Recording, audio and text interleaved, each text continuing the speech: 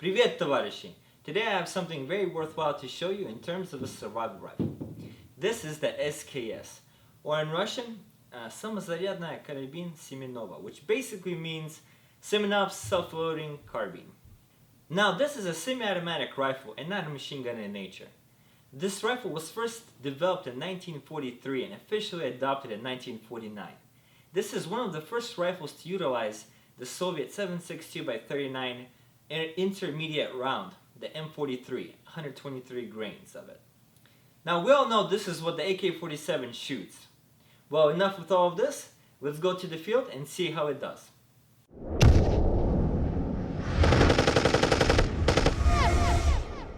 To operate an SKS, it's quite simple. The first thing that you do is you locate the bolt carrier and you pull it back like so.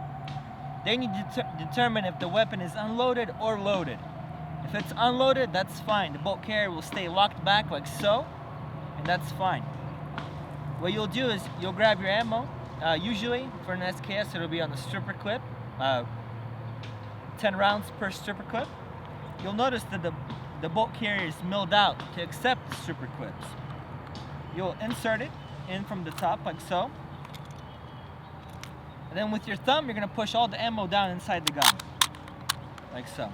When you're done, you can take the stripper clip, and you can put it in your pocket or just throw it away, depending on if you're in a hurry or not. Then you'll take the bolt carrier group and pull it back and let go. The weapon is now ready to fire. The safety on the weapon is located right above the trigger. If you want to utilize it, you flip it down. If you want to put it back on safety, you flip it up. That's simple. Now, to unload the weapon, make sure that the weapon is on safety. And there's a little magazine catch right here. Now, these SKSs are made with internal 10-round magazines, if you have an original one. There are upgrades, but most of the time you're dealing with a 10-round internal magazine. What you do is, to open up the cover, you pull this tab backwards, and this will begin to swing forward. Once you do that, all the ammo will fall at the bottom. Now, don't forget, there's always one round inside the chamber, so make sure there's nothing in there.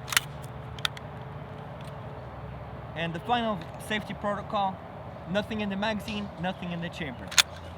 At this point, you can dry fire the weapon and put it back on safety. This weapon is now declared empty.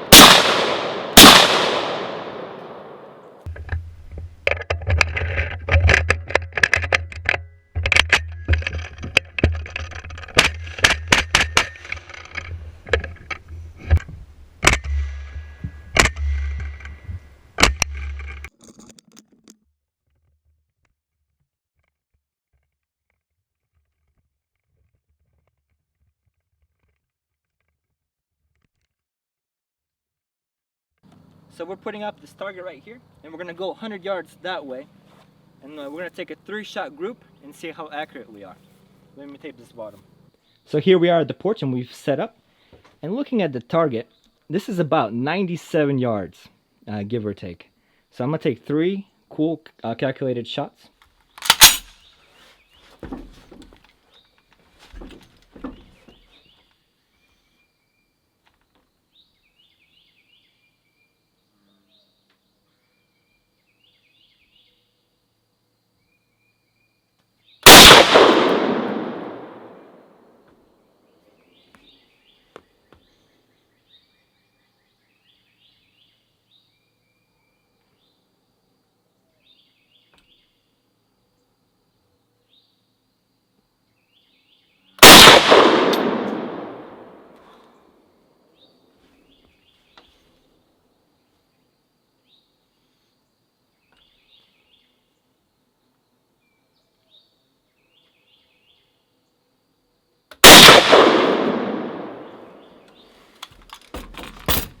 Alright, let's go see what we did.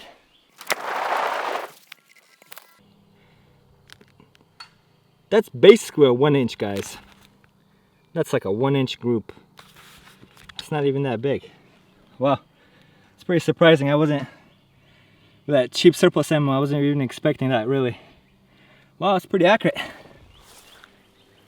This rifle coming in at 8.5 pounds with a fully loaded 10-round magazine, with 40 overall inches, featuring a milled receiver with a 20-inch barrel. Accuracy is quite consistent and adequate due to the Soviet-style sight system, which features a rear leaf blade and a front hooded front post. And to top it off, this rifle is very reliable and has a great track record as far as being produced by many major Soviet countries and Chinese production until the early 1990s. This rifle is still in use with reputable armies and guerrilla groups worldwide. An estimated 19 million of these rifles were produced worldwide, with 5 to 6 million of them being exported into the United States. If you want to compare that to the 8 million M16s made, and in the ballpark between 80 to 110 million AK-47s, you can see that this is a quite easy rifle to find and acquire. Final verdict, this is a relatively very inexpensive rifle that's low maintenance, with ammo that can be found just about anywhere at 25 cents a round, give or take. This rifle comes in between $200 to $500 depending on country of origin and condition. The barrels are of course chrome lined and the receivers milled. This is a pretty accurate Soviet rifle for what you're getting. This is a great rifle for any kind of survivalist. It's good for hunting or defense.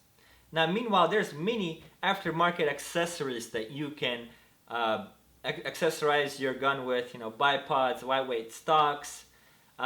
Most people remove the folding bayonet, put scopes, and do all kinds of crazy things to their SKS rifles. Me personally, I just like the SKS rifle plain and the way it was intended.